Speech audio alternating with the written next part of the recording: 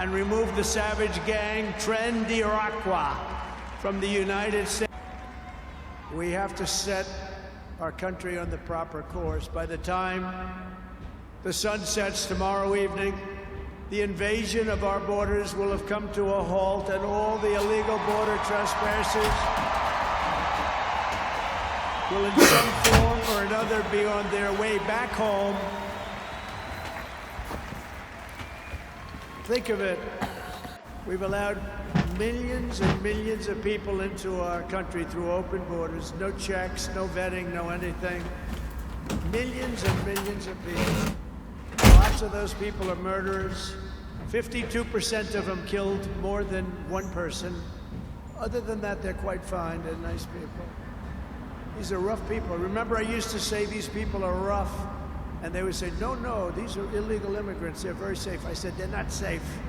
Look at what's happened with Venezuela, where they're sending these gangs in and they're taking over apartment complexes in Colorado and then cutting off the fingers of a man who had the nerve and desire to call the police. He said, you want to call the police? Bah, guess what? You have no fingers.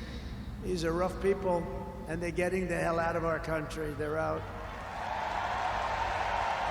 The border security measures I will outline in my inaugural address tomorrow will be the most aggressive, sweeping effort to restore our borders the world has ever seen. You know, we had the best, safest border in the history of our country. You remember that with the great chart that I put up.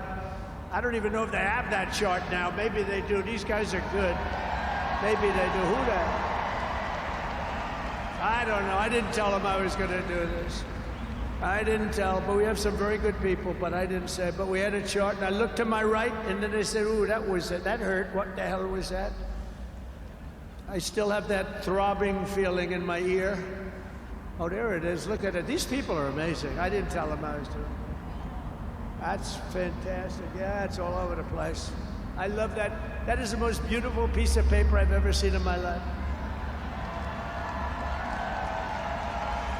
But if you look at that chart, and you look at the red arrow on the bottom, that's the single lowest we ever had in history, at least recorded history, of illegals pouring into our country. We had done a great job, and then they took over, and look what happened. It's like an Elon Musk rocket ship going up. That reminds me of Elon, his rocket ships. Look at that. Look at the difference. And it just continued and continued, and we're taking in people that shouldn't be here. They come in from prisons, from jails. They shouldn't be here. Mental institutions.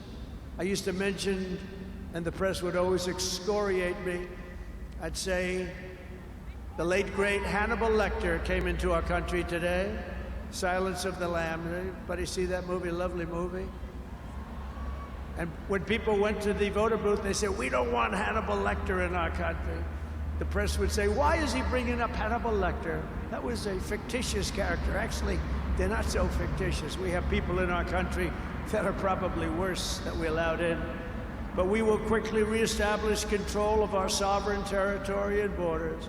We will expel every single illegal alien, gang member, and migrant criminal operating on American soil, and remove the savage gang Tren de Aragua from the United States. That's what we allowed in, and they're nice people compared to some of them. They're nicer than others. These are really vicious people, gang members, and many, many people from prisons. And crime all over the world is down. You know why? Because they got their criminals into the United States of America. You look at Venezuela, they've emptied their prisons into our country. Many other places the same. I would have done the same if I headed up any of the countries. I know most of those guys are smart. They're leaders. They are smart, streetwise people. As soon as I heard they were going to have open borders, I said, if you do that, every prison all over the world is going to be emptied out into our country. They come in from the Congo. The Congo's big on emptying their prisons. The only thing good about it is they make our criminals look like really nice people. These people are vicious people all over the world, not just South America, all over the world they come, from mental institutions and from jails and prisons. With our actions tomorrow, my administration will deliver justice for every family whose loved one has been stolen from them by migrant crime, including Laken Riley, Rachel Morin, Jocelyn Nungari, Kayla Hamilton, and every other precious American soul that we have lost to these animals. Their memories will live in the hearts forever, in our hearts forever, and we will never, ever forget them. And their contribution, I told their mothers who were devastated, their parents, their fathers, they're devastated. They'll never be the same. They'll never be the same. But I said, your daughter has made a major contribution. Your son has made a major contribution.